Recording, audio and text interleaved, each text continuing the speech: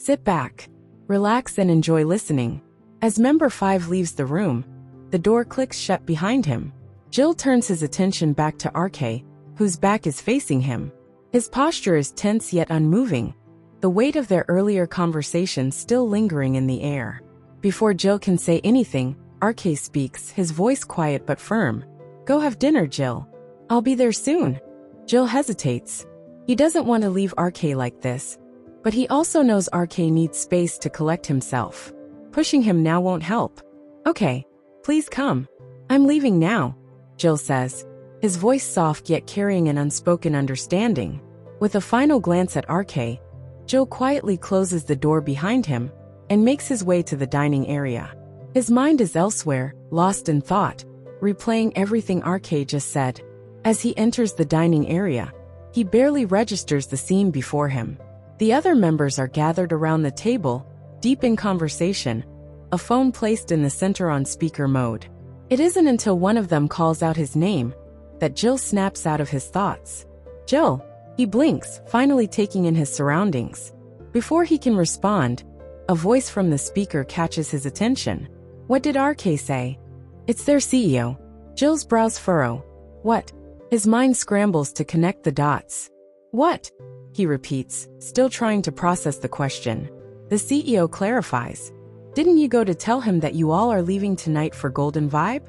He should be ready. Jill suddenly realizes why he had gone to RK in the first place. RK said. He starts, his voice faltering for a second. Will it work without him? He doesn't want to go anywhere. Silence. The entire room freezes. The members exchange stunned glances. Even the CEO on the other end of the call remains quiet for a moment, as if processing what he just heard. RK, refusing to go to a music event. It's unheard of.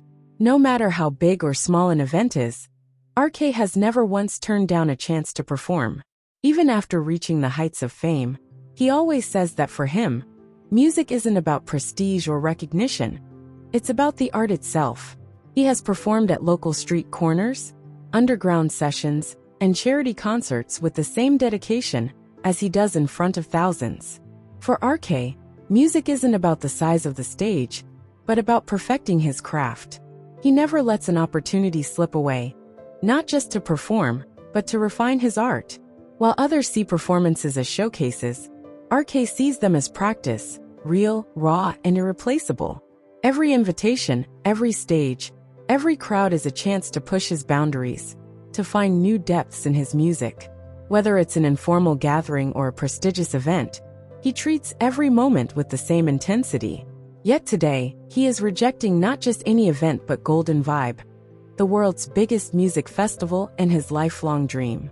After seconds of stunned silence, the CEO finally speaks, his voice firm yet disbelieving. No, it won't work without him. He has to come. Did he forget that only one artist in the entire world gets the chance to perform at Golden Vibe? It's nearly impossible to be chosen. Most artists never even receive an invitation, and no artist from our country has ever been invited. But last time, RK didn't just get invited, he earned it. They didn't just invite us.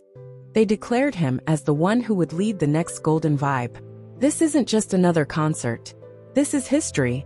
Hearing this, the members feel another wave of realization wash over them.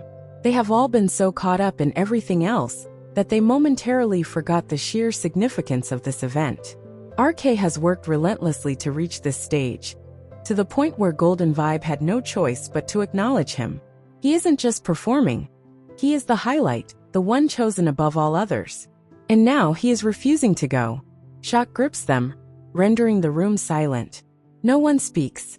No one knows what to say. And then, why do you all look so stressed?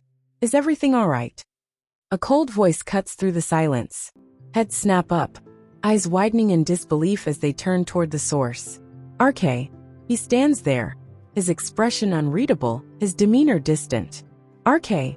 Member 3's words slip out of his mouth, barely above a whisper. On the other end of the call, the CEO, who has already figured out that RK is now in the room, speaks up. RK, I hope your health is fine, but you have to come to Golden Vibe. RK's eyes remain unreadable. His voice is cold when he responds. I will come. His answer comes without hesitation. No arguments. No resistance. Just a simple acceptance. And that, more than anything, shocks everyone in the room. Even the CEO falls silent for a moment before finally speaking. I know you're not in the best condition right now, but you understand we can't ignore this. RK's expression remains unchanged, his voice just as steady. I know. This is my work, and I have to do it. I will do it. The CEO, despite knowing RK's condition, knows there is nothing he can do. This is a responsibility that can't be avoided. He sighs, feeling a twinge of guilt, but there is no choice. The call ends. Without looking at anyone, RK speaks. Please start eating. We're getting late. Our flight is at 1 a.m. The members exchange uneasy glances. No one has anything to say. They are still making sense of it all, still in shock.